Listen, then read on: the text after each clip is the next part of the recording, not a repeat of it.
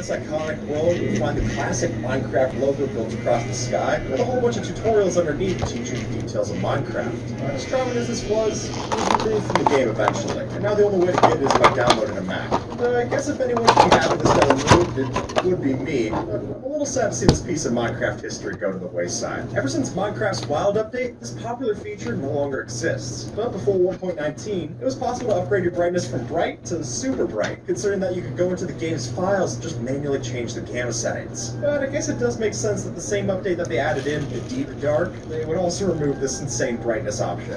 It kind of removes the fun. And nowadays, the only way they're going to pull this off is by using one of the many mods out there that exist for a third-party alternative. Now, from afar, these look like villagers, but up close, you can quickly realize that these are the new NPC mobs. And yeah, they're literally called NPCs. And here, we have the ability to customize these new characters in some pretty neat ways, such as giving them a custom name, choosing their appearance out of 20 different skins, and we can even let them create these dialogue boxes by using attached commands. And luckily for us, and for the NPCs, they're invincible, so they're not going to take any damage from any mobs or players that decide to get a little rowdy. And honestly, this is a feature that map makers in Java would kill for. And for that matter, they look a lot better than Armor Stens, so I hope we get them in the base game too. Every classroom's going to have its own rules, and that's where the allow and deny blocks come in. Now, as you can guess by the name, these are blocks that you can set up as an educator to place specific areas where players can or cannot build. Think of it like selective spawn protection, and that way a teacher can set up a plot for their class to build, all without getting the classroom griefed. I think that's a fair trade-off. If you were somehow able to beat the one block at a time update, you'd find out that after breaking all the end crystals in the game, or by resummoning the dragon, you'd be able to ride the boss just by punching it, which was capable of letting us do some pretty wild things over here in the overworld. Which is good, because normally when you ride a dragon in the overworld, it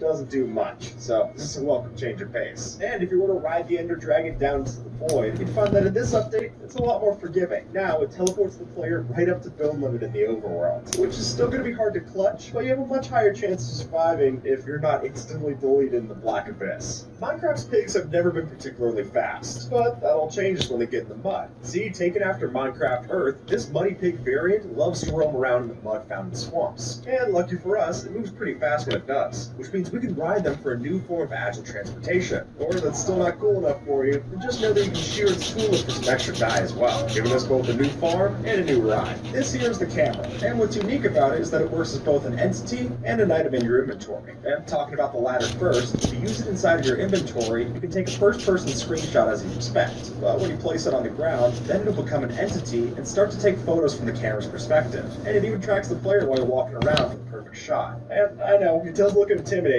considering that it plays the same detonation animation as the TNT, but don't worry, it's completely safe. And once it gets the perfect shot, you can look inside your new portfolio item and see the different photos that it takes, which, considering Bedrock doesn't have a screenshot functionality, I guess is the best we got. While Minecraft's textures have famously changed a lot, the game doesn't just look different, but it sounds different too. And nowhere is that more noticeable than if you take damage. Whereas now we're familiar with this damage sound effect, in the past there was that classic sound effect where Steve would say, "Ooh," and as charming as that is, it's easy to understand why it was eventually removed. This here is an ice bomb, and while it sounds cool, its use is even cooler, since with one of these, you're able to freeze water on impact. And since you can throw this like an egg projectile, you can even start to use this for your own kind of ice bomb parkour. Though, be careful when you try this, because it does have a cooldown like an ender pearl. And what's also interesting is that this is the only projectile that's capable of hitting an enderman. But the reason that it does is because there's no effect for getting hit by this. But it is worth mentioning that if you throw one of these while you're underwater, it'll collide with a water source block and encase you inside of ice, which might just offer you some ready-made protection while you're hiding away from the drowned. Did you know you could ride a ghast? Well,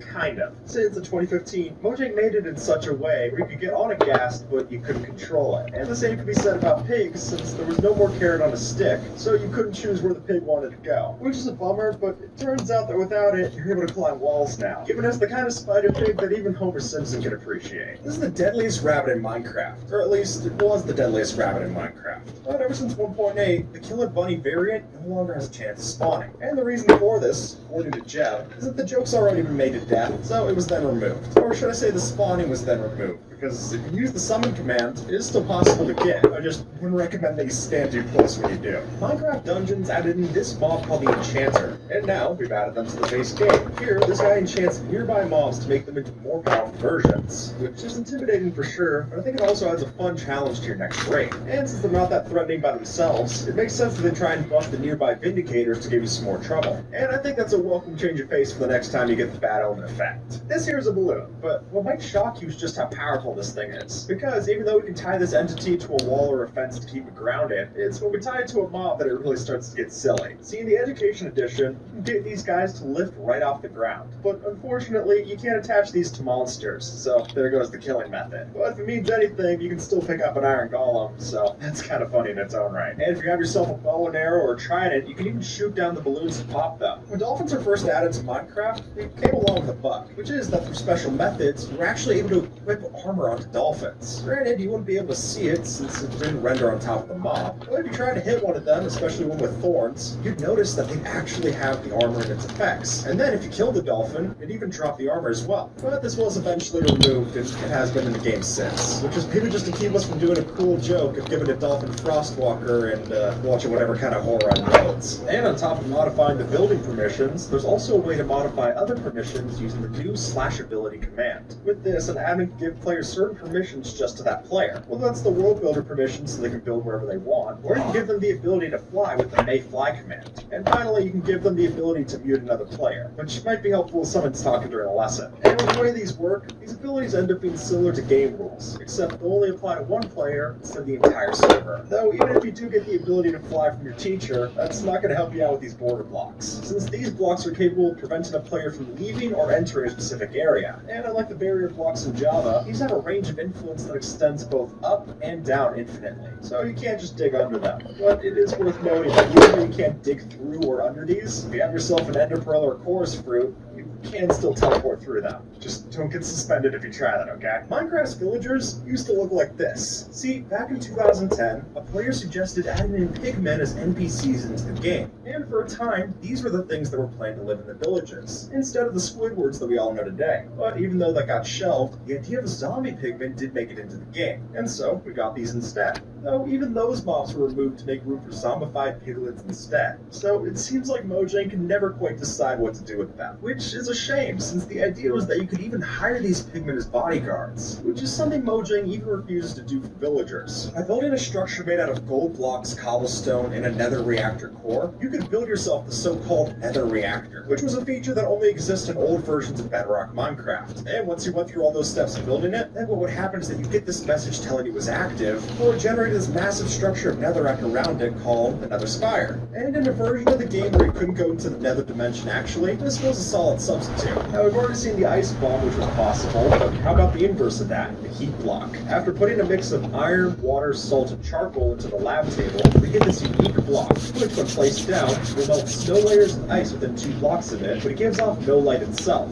And funnily enough, the reason this is in the game at all is because it's a reference to the same elements that go inside of the hand warmers. Though, I don't think I want to put any of these blocks inside my pockets, just saying. Before we head to the nether, write out a written book and toss it through first, since that'll create this new funky portal. This feature, being part of the Infinite Minecraft update, allowed players to create portals leading to 2 billion new dimensions per seed, which sounds like a gimmick, but if you go through, you can actually find some really cool portals through this. And I'm kind of disappointed that those biomes don't exist in the game, even if it means you have to sift through a bunch of them that just look hideous. Ever since Minecraft 1.7, you haven't been able to get a rose in vanilla Minecraft. But the reason isn't all that serious, it's really just because the rose was eventually replaced with the name Poppy instead. And while texture packs like Vanilla Tweaks let you change this back to the original name, I think it's still a bummer for our iron golems. I mean, they don't even give out villagers flowers anymore. Did you know that you can craft netherite into stairs? Well, sure enough, if you go to the missing dimension of the infinite snapshot, you'll find this secret item hanging around. And this very item will have its special name, the swaggiest stairs ever, which I'm inclined to agree. And really, it just goes to show that while building a netherite beacon is a flex, having a staircase out of these is a whole other level. What you'll notice is that in the Education Edition, we've got two different kinds of torches. And the first one to talk about is these new colorful torches, which you get by adding these different metal chlorides into the torch crafting recipe, letting us get a blue, green, red, and purple variant. But unfortunately, they don't give off any kind of colorful light source, which I think is a shame, considering that is possible with the RTX features in Bedrock Edition. And instead, if you want light underwater, we've got to talk about our second variant, the new underwater torch. Now, this is something that we obviously can't do in vanilla, and the whole reason it's possible is because we add magnesium to a torch's recipe. And with this, we get a new silver and blue variant of the torch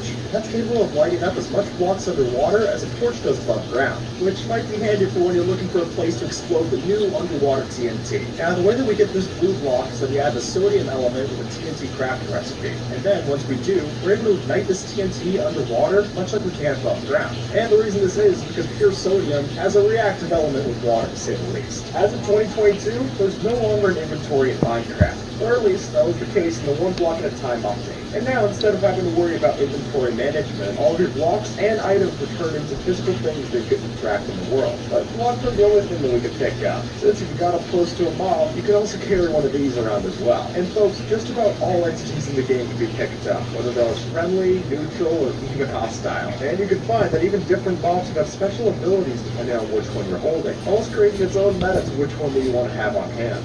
This mob could have been in Minecraft, but now it never will. See, from the 2017 mob vote, Mojang showed off 4 designs, with only the Phantom being the one to make it into the game. And according to the developers, the other ones that got outvoted are doomed to never be released in-game. So this Kraken mob will only exist in this mod. The Monster of the Ocean Depths, as it was called, is a hostile mob that chases you down, whether you're swimming or in a boat. And if it gets close, it'll pull you in like so. Which sounds scary, but how much worse could this be than a drowned trident? That's true fear. Now, this might look like a tiny iron golem, but don't get it twisted. This here is the new Agent Mob, which is a special entity meant to teach players how to code. Because if you use the new implemented code builder tool, you can actually give it different sets of commands of what to do. So for example, we coded in this loop of text, so that it now builds a bunch of these rings inside of the world. And you can even have it break and place blocks, since it has its own 27 item inventory. And while you can see by this list that there's so much that this can do, unfortunately, it can't interact with levers or buttons. So it's still not a replacement for the copper golem, which honestly just feels like a slap in the face for Mojang. But with how many other things you can use to code from this, I guess that makes up for it. Stop making your boats out of wood, but instead, make them out of obsidian. No joke, since Mojang thought wood was too fragile, they added in this new obsidian boat instead, which now has the capabilities to withstand anything that comes in its way. Though when it comes to buoyancy, it's not the best. The price you pay for safety, I guess. This is the rarest structure in Minecraft, and not just because it doesn't exist anymore, but even when they existed in the game, these giant brick pyramids were rarer than woodland mansions are today, though you would have only found them during the in-dev phase of Minecraft, which alone is tough enough to boot up that version. But lucky for us, they did have a specific location that they spawned in, so as soon as you found one, you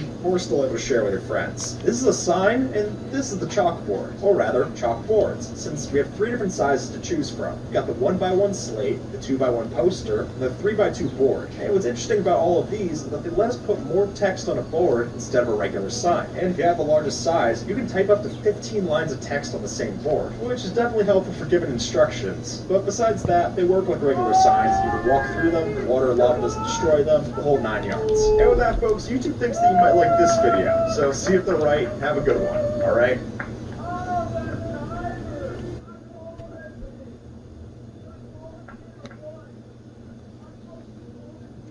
101 weird Minecraft hacks you need to try. Starting with, here's how to use a boat to get through walls. Strange as it may seem, if you row your boat into a corner like this, then no matter how solid the wall is, whenever you dismount, you'll actually be ejected to the other side of that corner. So if you're looking for a sneaky way to get into your enemy's base without breaking any blocks, then 5 wooden planks is enough to do the trick. Just make sure when you leave to get rid of the boat, because nothing's going to look more suspicious than a few pixels worth of planks poking through the wall. It's a dead giveaway for sure. Instead of using a painting to hide a door, use it to hide a chest, or rather the pressure plate to hide that chest. See, as this user shows, we can place our painting supported onto a pressure plate, which then can serve as the redstone input to open up this piston to reveal our chest. And sure, paintings do tend to look a little suspicious, but I doubt many people are throwing items through them. So while your friends and enemies might wonder why it's there, we probably can't figure out that this is the reason for it. Instead of using fences, try out these trapdoors. Since after laying out the trapdoors on the floor like so, when you flip them up, we as the player are able to jump over them, but any mobs that we lure in can only jump in and not out. And this is because of the way the AI is coded, they don't actually recognize it as a block that they can walk past. And there you go. That'll be a fence that they'll never escape, whether they're passive or hostile. This pillager will never attack me or my friends. And the reason for that is a boat. Silly as it may seem, if you get the villager inside of a boat and then sit in the front, then it'll keep trying to shoot you with its crossbow until eventually the crossbow's durability runs out and that pillager is essentially pacified. I mean, he won't sound the friendliest, but he's not going to hurt you either, giving you a cheap way to rehabilitate the raider. Granted, it'll take a lot of time for the durability to run down, but anger management's an ongoing process. Here's how to make your shield 10 times better. To do this, all you need to do is hold up your shield and then go through a portal. At which point, when you reach the other dimension, the game will still think that you have your shield up, but you can sprint and attack like usual. Meaning that essentially, we can PvP without having to take any damage. Oh, and don't worry, this doesn't just work in the Nether, because if you do the same going towards the overworld, it also works there. Really, the only thing that's going to ruin this glitch is if you right-click with anything other than your shield. But as long as you keep that one drawback in mind, the rest of this should work plenty well. Trust me. If you've ever cared for a plant, then you know that these suckers need a ton of light. But apparently, we can use that to our advantage. We can actually use this for a system that can automatically harvest crops when the lights go off. You see, the way that this works is that the game requires a certain amount of light level for the crops to be planted. So if we just switch off the redstone lamp, bam,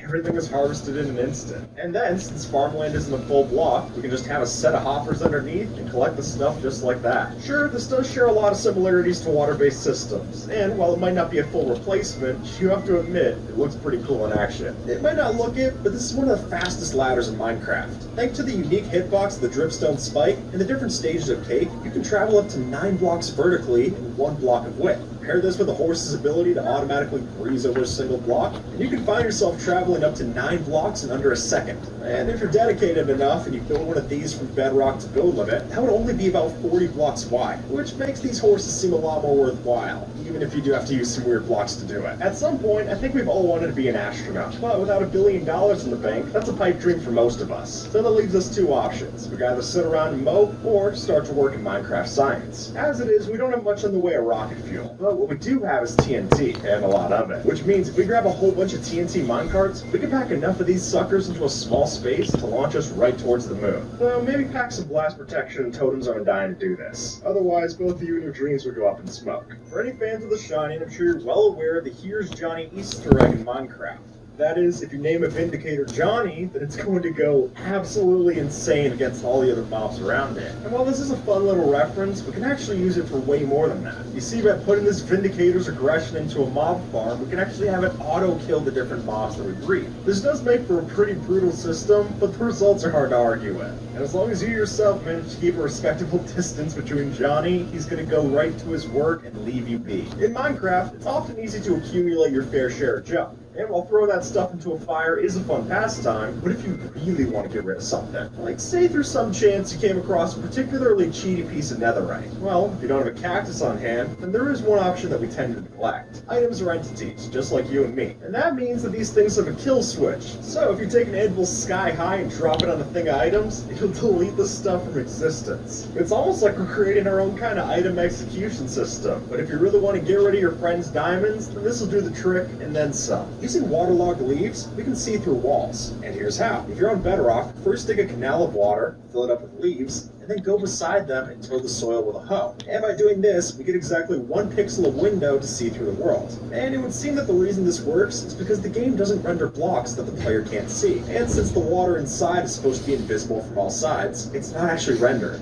Though it doesn't recognize that we tilled the soil next to it, so we do get a sneak peek through the glitch like so. I think every kid's wanted to be a spy at some point. I mean, why else would there be so many different spy items available at book fairs? It's supply and demand, folks. So while I'm not saying you'll become a full James Bond in Minecraft, this might at least put you one step closer. Secret messages are a classic bit of spy technology, but even when you use the message command, that isn't always secure. So if that's the case, let's turn to invisible ink, otherwise known as nether hyphae. Now, laid out on the ground, these don't look like much, but give your friend a map, and now it's a hidden message. No matter where you go in the world, you've got yourself a private messaging now, and better yet, the server mods will be none the wiser. Sometimes in Minecraft, it can be easy to forget that your actions have consequences. So to give your friend a quick refresher course, then how about we design a trap with that karma in mind? Now, I don't know about you, but on my world, exposed target blocks are a rare sight, meaning that as soon as someone sees one, you can guarantee that an arrow is going straight for the center. But this time, instead of a bullseye, they'll be treated to Newton's third law of motion.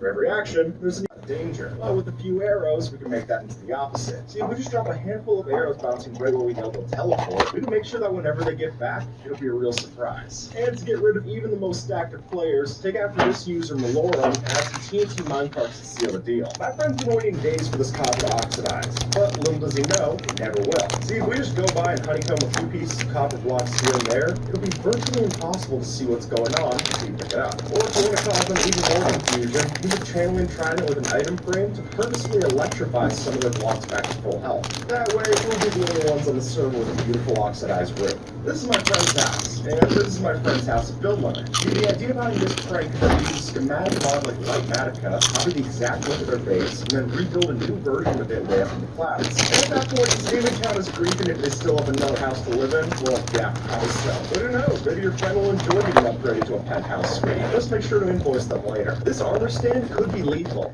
Here's why. See, if we were to stack a bunch of these statues into a pit like so, then any friend who happens to fall in can't break through them fast enough to escape. And since you can have multiple in the same spot, even if they do happen to break one, there's still so many more to deal with before they can break out. Letting our potion dispensers take care of the rest. Usually you have a minuscule chance of getting struck by lightning, but with this machine, it's a guarantee. See,